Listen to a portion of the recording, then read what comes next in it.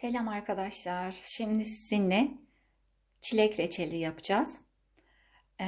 2 kilo çileğe 8 su bardağı toz şeker kullanabilirsiniz. Asıl ölçü odur ama ben daha az şeker ve daha az çilek kullanacağım. Eğer siz yapmak isterseniz dediğim gibi 2 kilo reçele 8 su bardağı toz şekeri kullanabilirsiniz. Ve ölçüyü oranlayarak artırabilir ya da azaltabilirsiniz. Mesela ikiye bölersiniz ya da bir kat artırırsınız. Ölçüyü o şekilde de ayarlayabilirsiniz. Şimdi çileklerimizin üzerine geceden toz şekeri döktüm ve sabaha kadar bekledi. Gördüğünüz gibi şu su şekerden kaynaklanan su. Başka su koymadım. Şimdi onu kaynatmaya başlayacağım. Aşama aşama sizinle paylaşacağım. Reçelimizi orta ateşte kaynatacağız. Üzerinde köpük oluştukça alacağız. Ve süresini de hep birlikte göreceğiz. Bakalım bize ne kadar süre lazım olacak. Ocağımın altını yarıma aldım. Ondan sonra bu şekilde kaynamasını sağlayacağım. Yani orta ateşte kaynatacağız. Üzerinde köpük oluştukça o köpükleri de alacağız. Evet arkadaşlar, köpürmeye başladı. Köpükler çıktıkça şöyle üzerinden alacağız. Şöyle.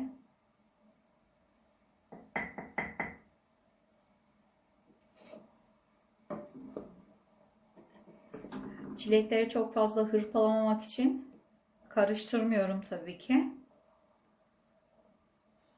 Alabildiğim kadar şu köpükleri alıyorum.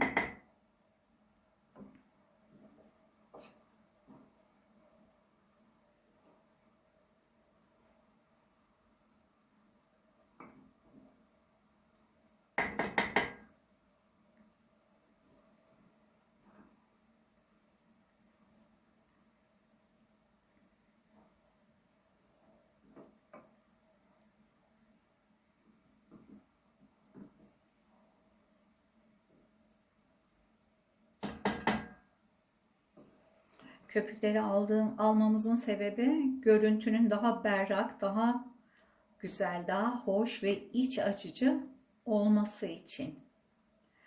Muhtemelen lezzetine çok büyük bir zararı olmayabilir. Ama görüntüsü köpükleri aldığınız zaman daha berrak, daha canlı olacaktır.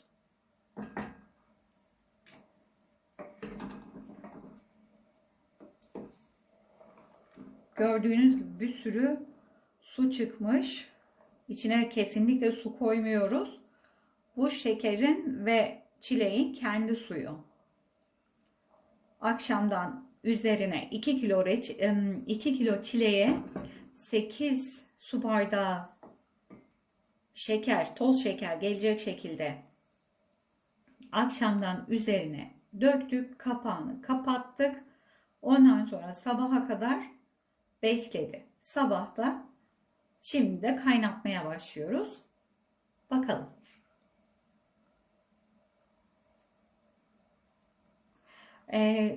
Ocağın ayarı orta derecede olsun ki çok çabuk kaynayıp erkenden suyunu çekmesin.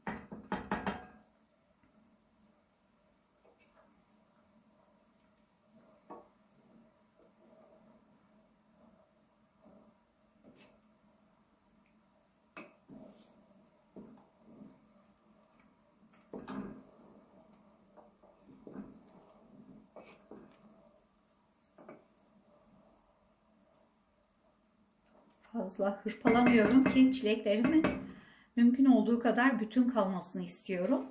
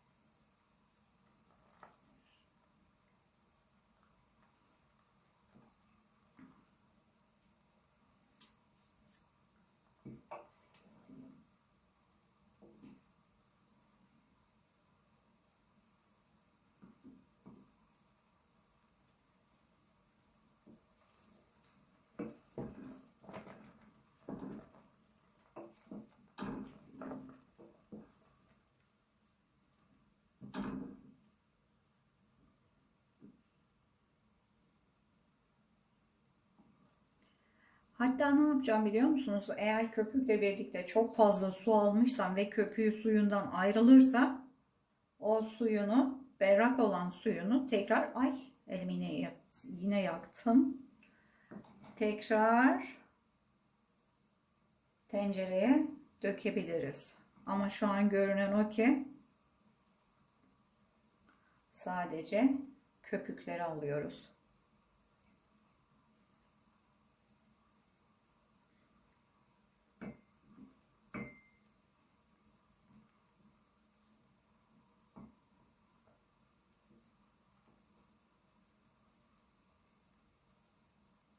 İndirmeden 5 dakika önce yarım limonun suyunu, eğer 2 kilo çilek kullanıyorsanız, 8 su bardağı toz şeker kullanıyorsanız yarım limonun suyunu sıkın. Ondan sonra 5 dakika daha kaynatın.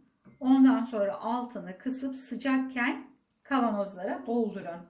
Ben şimdi ölçüyü daha az yaptığım için yarım limonu sıkmayacağım. Birkaç damla limon suyu sıkacağım. Köpükler fazlasıyla çıkmaya başladı. Köpükle beraber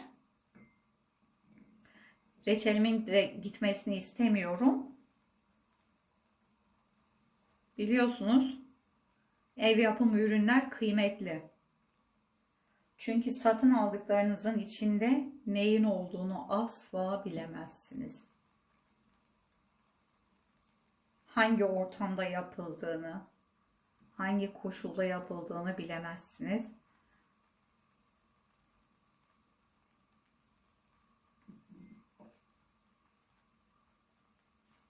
Böylece köpüklerini alıyoruz.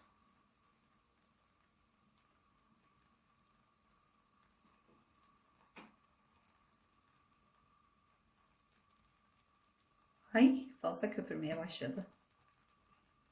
Ben buna yanlışlıkla toz şeker yerine deterjan mı attım acaba?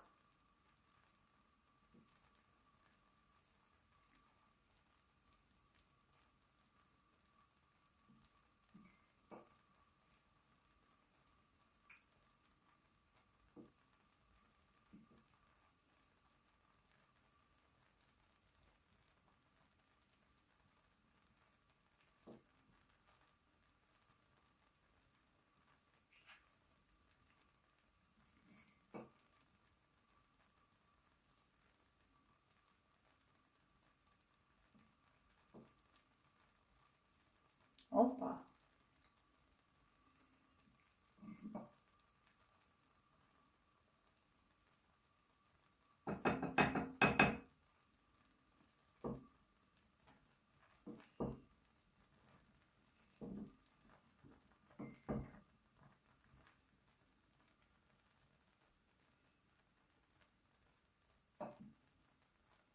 Ay.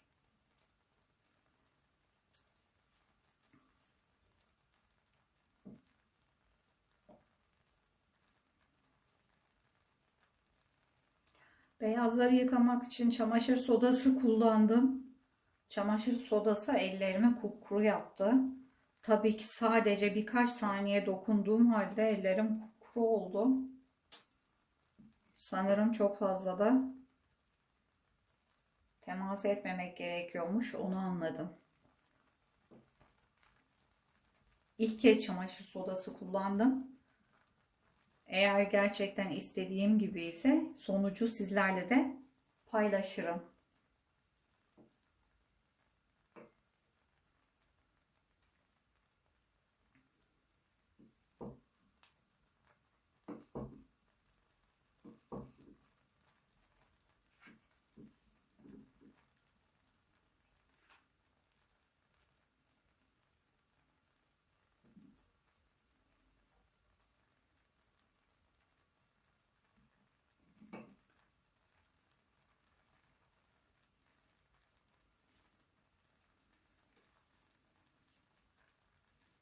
Ne kadar da çok köpük çıkıyor.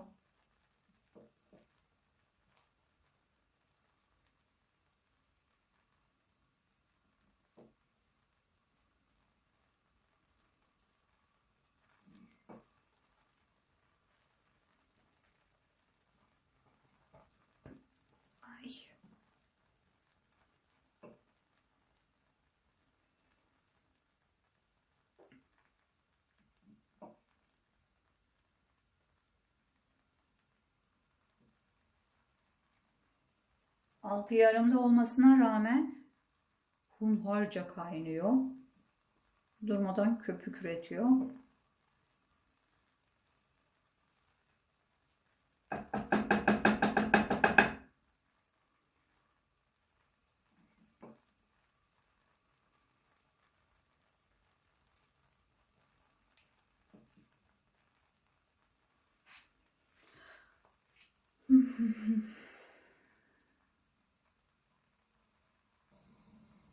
Mutfakta inanılmaz güzel bir çilek kokusu var.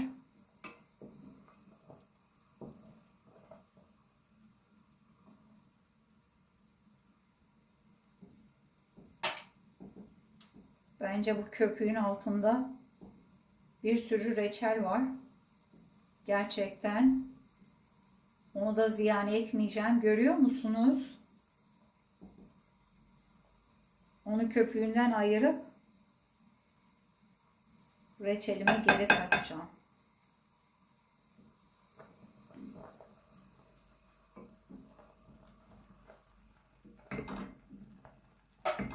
Ay. So.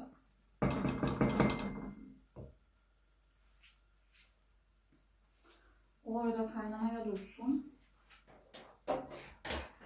Acaba ben bunu buradan nasıl ayırabilirim diye düşünüyorum.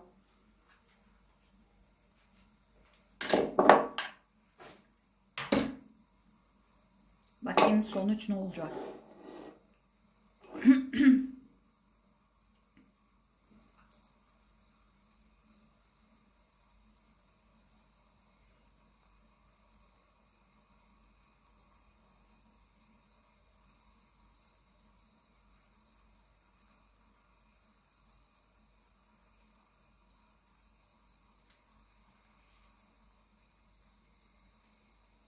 Ay.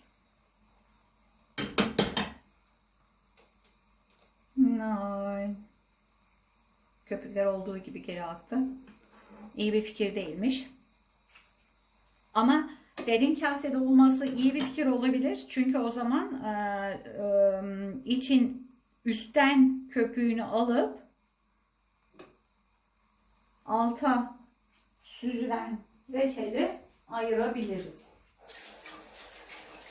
Ama belki de hiç o kadar zahmet etmeye gelecek kadar bir reçel gitmiyordur.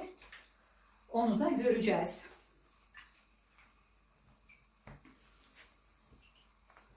Şöyle küçük bir tabağa alacağım. Kıvamına bakacağım.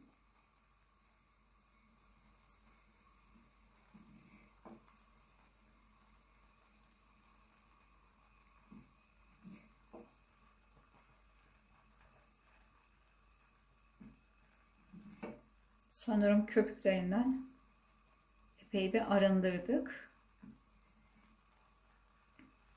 Ay.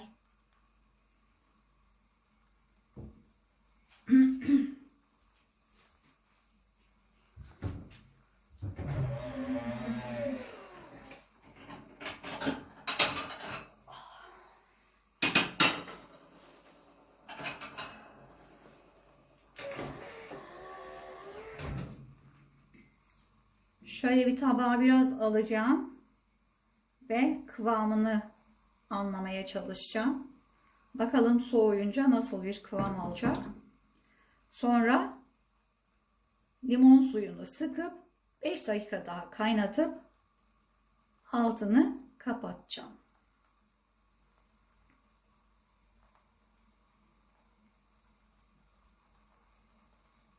Şöyle soğusun bir köşede.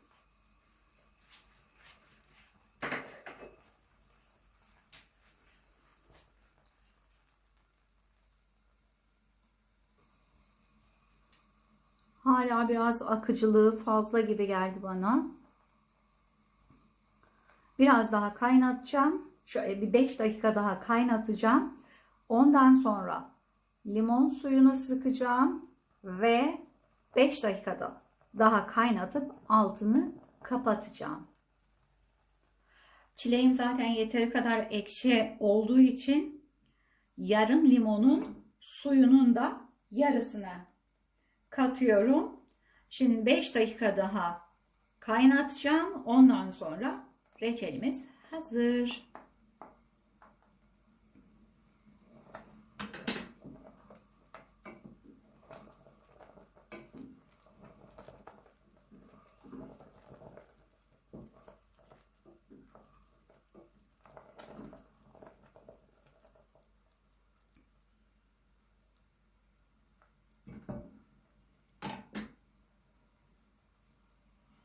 Benim aklım hala bu köpükte. Çünkü ziyankarlığı gerçekten hiç sevmiyorum. Bakacağım altına ne kadar. Oo, baksanıza, bakar mısınız? Görüyor musunuz ne kadar reçel ziyan olmuş? Şimdi bunun bu üstündeki köpüğü tekrar alacağım. Bu size bir trik olsun, bir püf noktası olsun. Köpüğünüzü derin bir kaba alın. Görüyor musunuz? İnanılmaz fazla reçel ziyan olmuş. Köpüğün üzerini tekrar alın. Ondan sonra reçelinize ilave edin.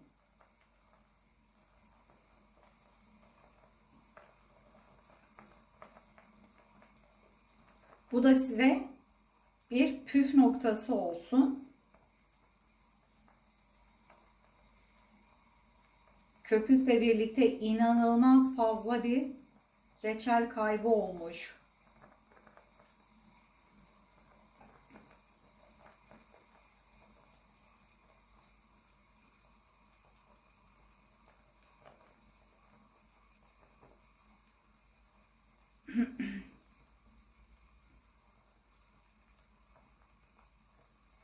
Neredeyse bir kase reçel. Reçelin suyu ziyan olmuş burada. Bakın. Görüyor musunuz arkadaşlar? Şimdi bunu geri katacağız içine. Bütün köpüklerini aldıktan sonra reçelime geri ilave edeceğim.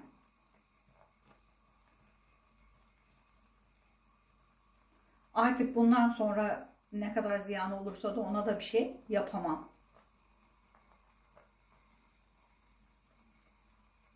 Elimden geldiği kadar ziyan etmemeye çalıştım. Bakın arkadaşlar, köpükle beraber giden reçel bu. Lütfen köpük alırsanız ki almak zorundasınız. Köpüğü derin bir kaseye alın. Biraz soğuduktan sonra onun üzerindeki köpüğü tekrar. Evet arkadaşlar, reçelimiz hazır. Altını kapatıyoruz ve kaynarken kavanoza dolduruyoruz.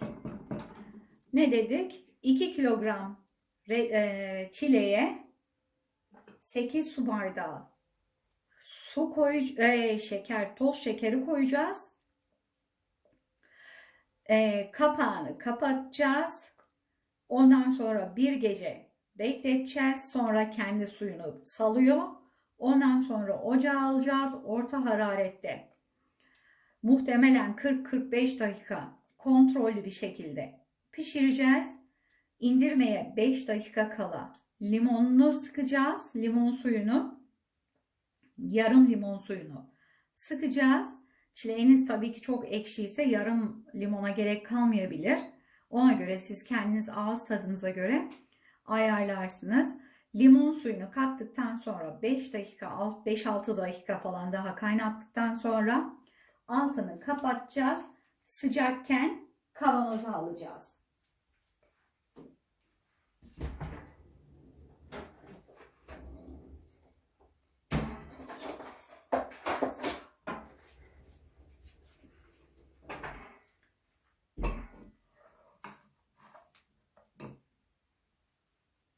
Herhangi bir kazaya mahal vermemek için elime bir bez eldiven taktım.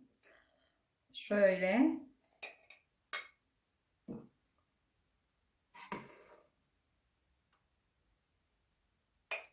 Kavanoza dolduracağız. Ağzını sıkıca kapatacağız. Sıkıca kapatınca zaten sıcak kapatınca o vakumlayacaktır. Ay iyi ki de bez eldiven takmışım çünkü çok sıcak. Ondan sonra tekrar görüşeceğiz. Evet arkadaşlar, hiçbir katkısı olmadan muhteşem çilek reçelimiz hazır. Rengi, kokusu, tadı inanılmaz güzel. Yapacak olanlara afiyet olsun.